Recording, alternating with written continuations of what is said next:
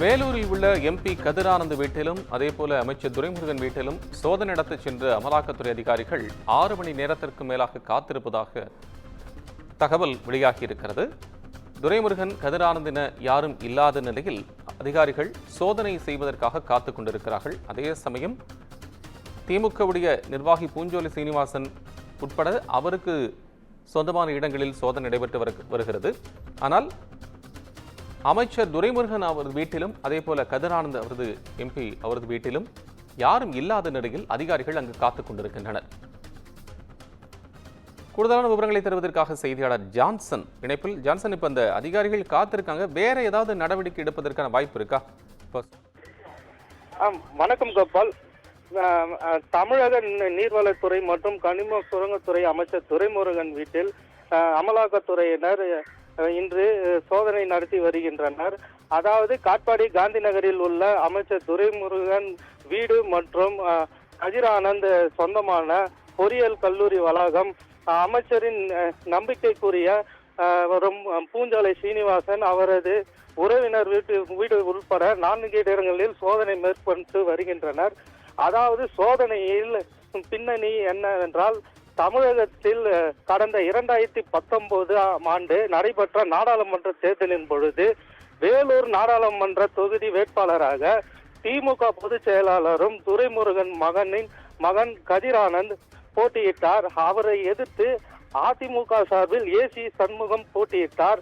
தேர்தலில் வாக்காளர்களுக்கு பணம் கொடுக்க முயன்ற புகாரில் அதாவது 2019 மார்ச் 29ஆம் தேதி தொடங்கி மறுநாள் வரை துரைமுருகன் மற்றும் கதிரானந்துக்கு சொந்தமான கல்லூரிகளிலும் வருமானத்துறையினர் திடீர் சோதனையில் ஈடுபட்டனர்.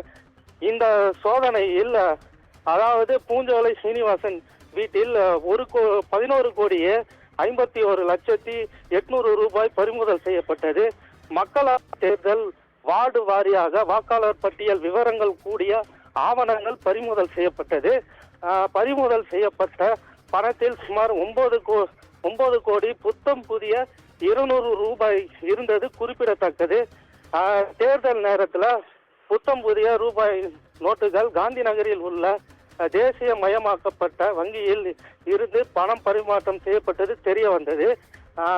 வாக்காளர்களுக்கு பணம் கொடுப்பதற்காக இந்த பணத்தை பூஞ்சோலை சீனிவாசனிடமிருந்து அதாவது காட்பாடி காவல் நிலையத்தில் தேர்தல் செலவு கணக்கு அதிகாரிகள் பூஞ்சோலை சீனிவாசன் கதிரானந்த் மீது வழக்கு பதிவு செய்யப்பட்டு இந்த வழக்கு விசாரணை நடைபெற்று வந்த நிலையில தற்பொழுது காட்பாடி உள்ள காந்தி நகரில் அமைச்சர் துரைமுருகன் மகன் கதிரானந்துக்கு சொந்தமான வீட்டிலும் கதிரானந்துக்கு சொந்தமான பொறியியல் கல்லூரி வளாகத்திலும் அதாவது அமைச்சருக்கு நம்பிக்கைக்குரிய பூஞ்சோலை சீனிவாசன் அவரது உறவினர் உட்பட 4 இடங்களில் தற்பொழுது சோதனை நடைபெற்று வருகிறது.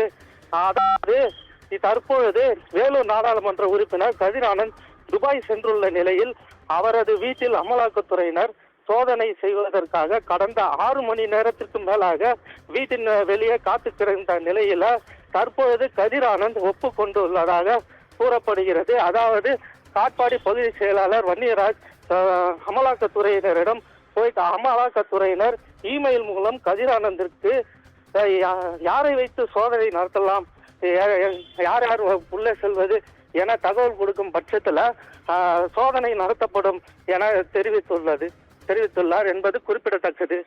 கோபால், நன்றி ஜான்சன். முழுமையான விவரங்களுக்கு நன்றி.